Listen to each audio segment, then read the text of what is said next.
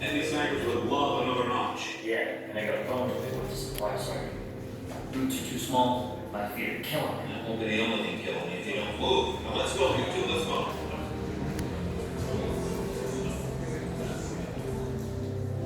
This terrible war has been like no other. My name is Helen Boylston, and when we shipped out of Boston, I could never imagine the carnage of destruction that I would be witness to. The lads who suffer wounds at the front, many of whom barely cling to life, are brought here to my clearing station. Sometimes scores of them, other times too numerous to count. We work to save lives and to give comfort to those beyond saving. These boys, some barely able to shave, are fighting the Great War. Not great in wonder, but great in its terrible toll. It's like we are fighting all of Europe, 32 nations, the Germans, Turks, Austria-Hungarians, Bulgarians, on and on. How it started, I can't explain. Nationalism, imperialism, whatever the reason, it's a travesty. One thing is certain. These new weapons have carved wide swaths of destruction and left tens of millions dead. France has lost an entire generation of young men due to the war. There's no glory in this, no lasting triumph. For me, there's nothing but a firm resolve to carry on, to do what we can to bring comfort and endure. Would we all have been better to stay back in America and not get involved? Some say yes. But our American ships were sunk by U-boats. We've been attacked, and now our allies need us more than ever.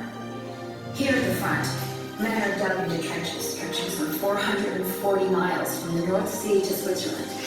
Many are waterlogged home, often reeking of death, from which men of valor regularly storm out to cross fields known as no man's land, only to be cut down by deadly enemy machine guns. And with nightfall, the terror increases. Millions of artillery shells rain down on each side. Enough! Now that you yanks are here, we look to you to provide one final push. Your French allies are exhausted. One last great effort from you can drive German forces back to their borders, and we pray, bring an end to this terrible destruction. May fortune smile on you tonight and beyond. And God bless you, one and all. At dawn, we're going over the top in a coordinated attack with our French allies to drive the Germans out of zombie hell. We're going to make history. This will be the first American-led attack of this war.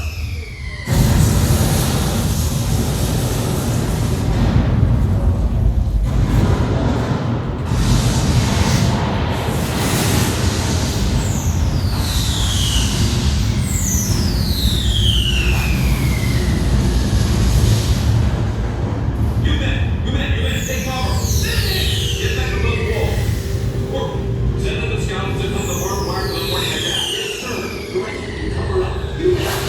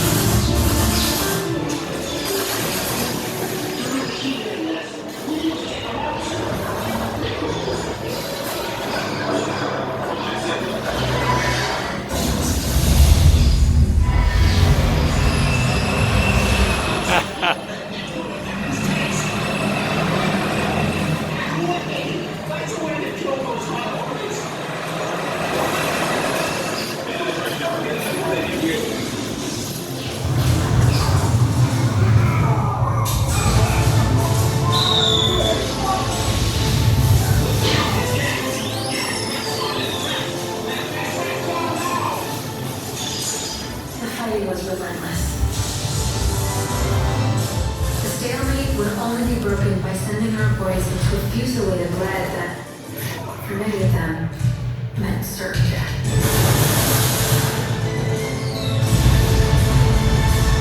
Even now, I hear our ambulances, the lorries, the horse-drawn carts, all bringing a new wave of casualties to us.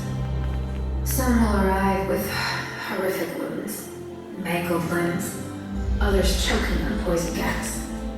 Still others will arrive concussed and shattered in mind as well as body. The new and so-called efficient weapons of war, tanks, machine guns, and poison gas, and aeroplanes that now bring death from overhead, all will change the face of the battlefield forever.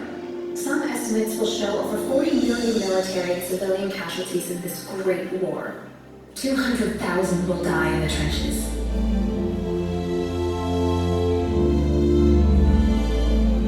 Many of you won't return home from this war. But 100 miles north of Saint-Mihiel, in the verdant fields of the Meuse, France, almost 31,000 of you will find your final resting place. Solemn evidence to future generations of what is necessary to defend freedom. Alright, man. It's time to go home. Let's move it out. The church is no home for any living soul.